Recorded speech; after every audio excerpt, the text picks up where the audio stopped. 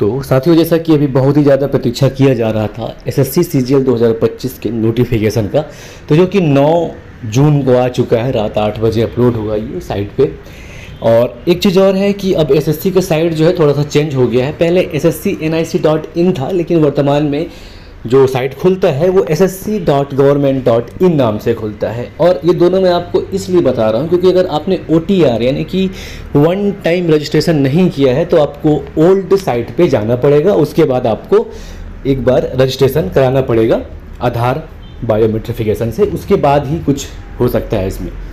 तो इसके लिए समय भी दिया गया है, जैसे कि पहले बताया गया था कि 28 मई के बाद कुछ नहीं कर सकते, 31 मई के बाद कुछ नहीं कर सकते। तो ऐसा कुछ नहीं है, वो दुविधा खत्म हो गई है। आप खुद भी फॉर्म भर सकते हैं या फिर साइबर कैफ़े में जाके भर सकते हैं या फिर CSC सेंटर में जाके भर सकते हैं। बहरहाल अगर हम नोटिफिकेशन की बात करें तो नोटिफिकेशन जो आया है उसके अकॉर्डिंग जो ऑनलाइन फॉर्म भरने का जो टाइम है वह 9 जून 2025 से लेकर 4 जुलाई 2025 तक है, जिसमें आप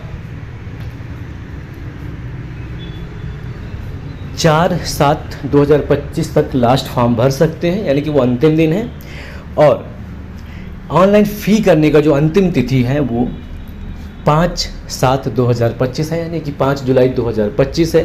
फीस की बात करें तो सभी कैटेगरी के लिए, मतलब जो मेल हैं उनके लिए 100 रुपये है, बाकी ST SC और जो फीमेल हैं उनको नियमानुसार छूट प्रदान की गई है।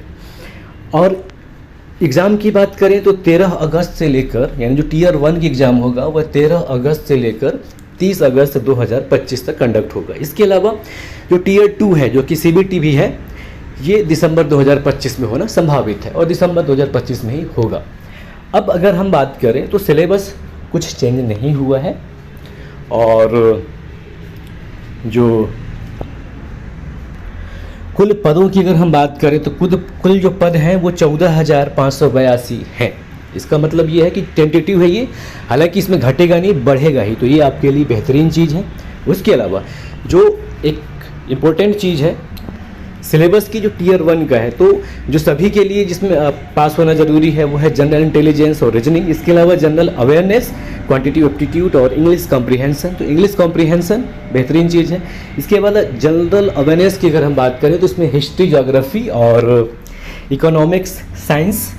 इसके अलावा general policy and scientific research जो करंट से रिलेटेड है उस पे बेस्ड प्रश्न रहेंगे।